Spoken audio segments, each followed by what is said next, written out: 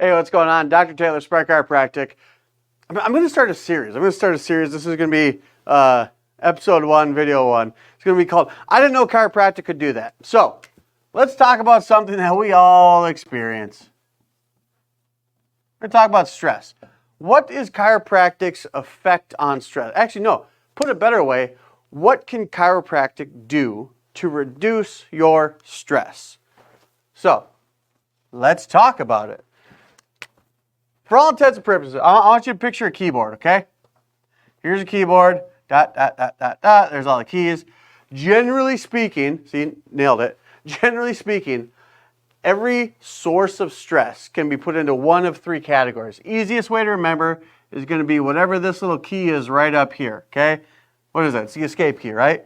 E, S, C. So all of our different sources of stress can be either basically piled into environmental, structural, or chemical.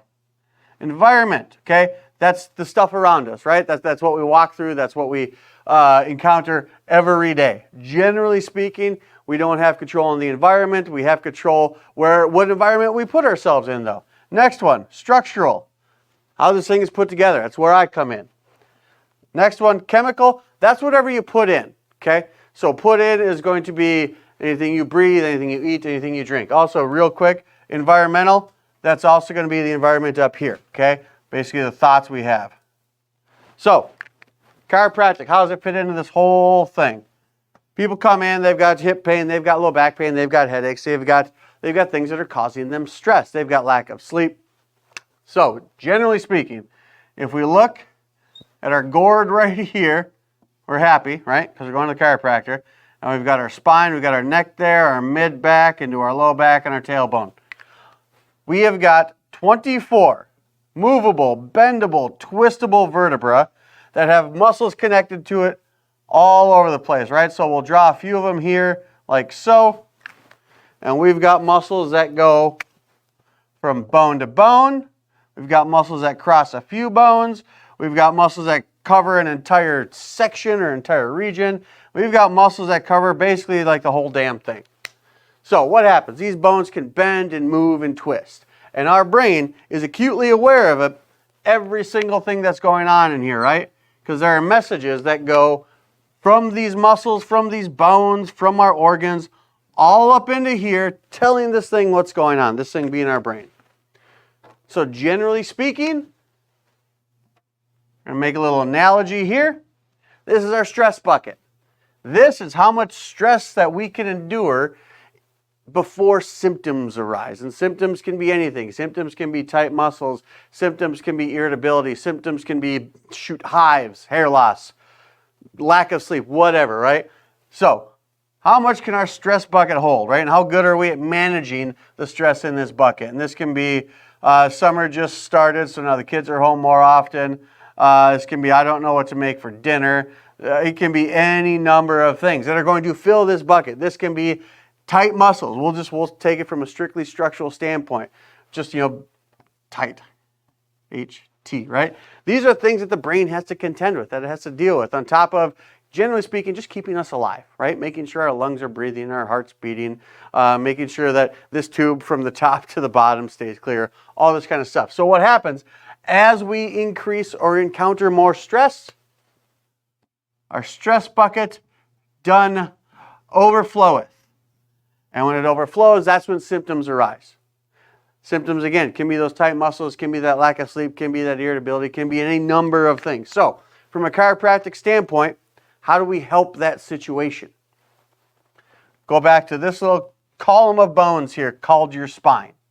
If we've got a bone, and let's say that one's kind of screwed up, what's it going to do to the muscles? And this is a very surface level thing. We can get all the way into the nerves, the nervous system, the effect on the organs, all that kind of stuff. But if we're just talking straight up muscles, right? Where's my red?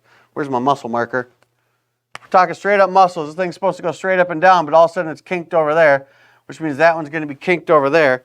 What's that going to do? That's going to cause a tight muscle there. Your body's trying to fix it. You're just going to cause a knot going on there. And then you're sitting at your desk for 40 hours a week. There's your chair like that. Apparently it's going right through your low back. at your computer, hunched over like that, pulling on those muscles, and you become acutely aware of that knot right there, or that kink in your spine, kink in your neck, that thing right by your shoulder blade, whatever, and that message gets sent directly to your brain, and that's just one other thing to fill your stress bucket, and then boom, overflows. You've been dealing with that all day, and then you pull up to the stoplight up there, and it turns green, and the guy in front of you doesn't go fast enough for your liking, and all of a sudden you're laying on the horn and you're flipping them off because of that thing right there, allegedly. So, chiropractic, what do? We fix the spine, right? We fix the alignment of the vertebra. We fix the tension and the torque on the muscles. We even things out. We return the body to its natural state. We return it to some kind of homeostasis. We alleviate that issue in this scenario, which alleviates that message to the brain, which puts a little more room in our stress bucket, so it can be filled with any number of other things falling into environmental, structural, or chemical. But then the symptoms go away. Now again, this is much more than symptom-based care, but when you come in here and you want something fixed, you want that thing fixed, you want that symptom to go away, I will gladly educate you and tell you the wide-ranging things that it's going to alleviate. But when you walk in here, because you got that thing going on there, that's the thing you want fixed. But when I fix that, then it's going to fix a whole bunch of other stuff.